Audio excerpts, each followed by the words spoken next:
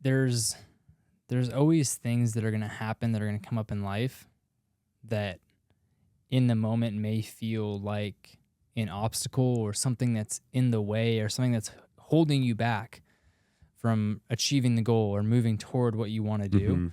But ultimately, the maneuvering around or the figuring out of the obstacle itself is the path. Yeah. And through that process, you become the person who can get to where you're trying to go. Yeah. Right.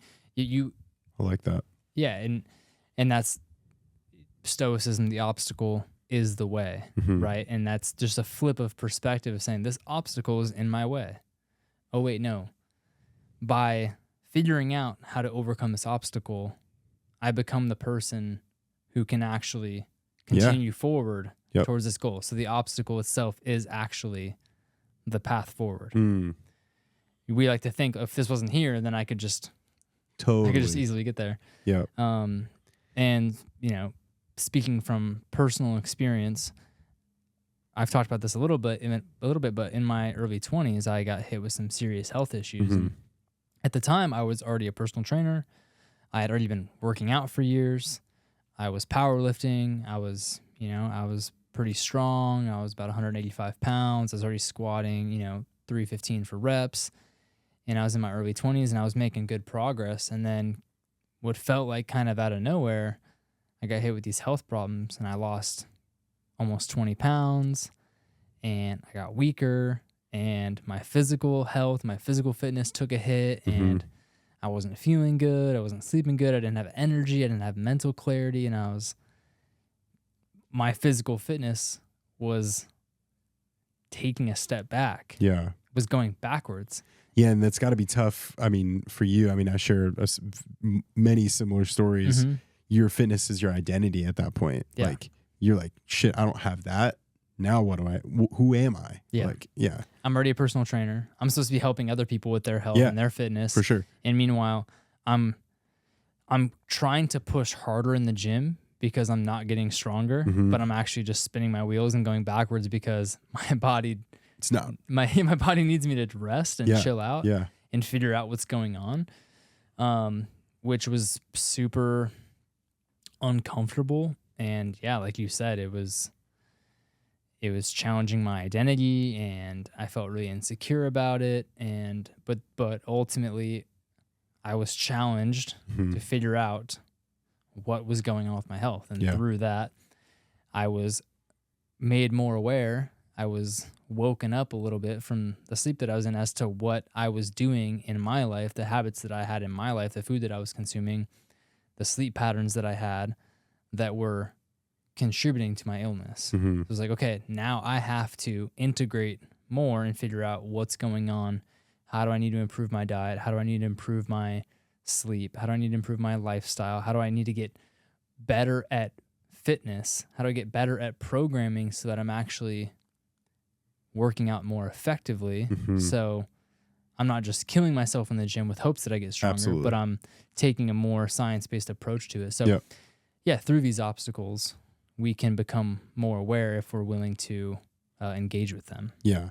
And that's a perfect way of saying it. We do have to engage with it. You do have to seek out how to become the owner of that specific obstacle. My whole 2024 year was that. It was I ended the previous year 1,000-pound club, strongest I'd ever felt, most fit I'd ever felt. And just come that January of that next year, it was what the fuck? What's happening? My hips started going. I started having these chronic pain symptoms. I was going to PT, assuming I could rehab it, and it wasn't getting better. It was weeks and weeks and weeks, and it gets delayed. Then I have to have surgery. Then there's the recovery timeline of surgery. And yeah, similarly, it's shit. There were so many moments where I could have easily threw in the towel. So many moments where I'm questioning, like you said, I was training people. These people are looking up to you. When I'm coaching in the gym, they're Brandon's the guy that's the strongest dude here. And now I'm not because I have to take a step back. It's all that internal warfare. And honestly like fueled me to want to figure it out. Like this is an opportunity to like, I've got these things wrong with my body. These are probably the things that are attributed to it. Here's an opportunity to learn from people who are smarter than me, who are a part of my rehab plan. And here's how I can like almost like beef up the like chinks to my armor to like, once I get past this, now I'm going to be a better version of myself. Yeah. Leveling up.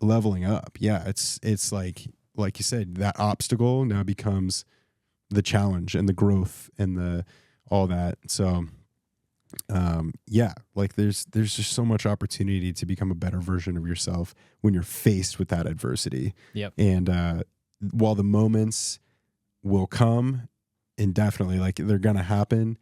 And again, that progress is not that linear curve.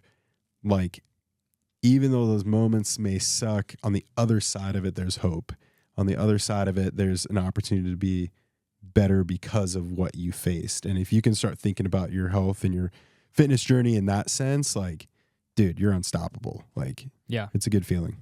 Yeah, absolutely. That's a great way to frame it, is and again, health and fitness isn't everyone's life. Totally. Which is totally fine, obviously, right? So many people have other pursuits and things that they're interested in.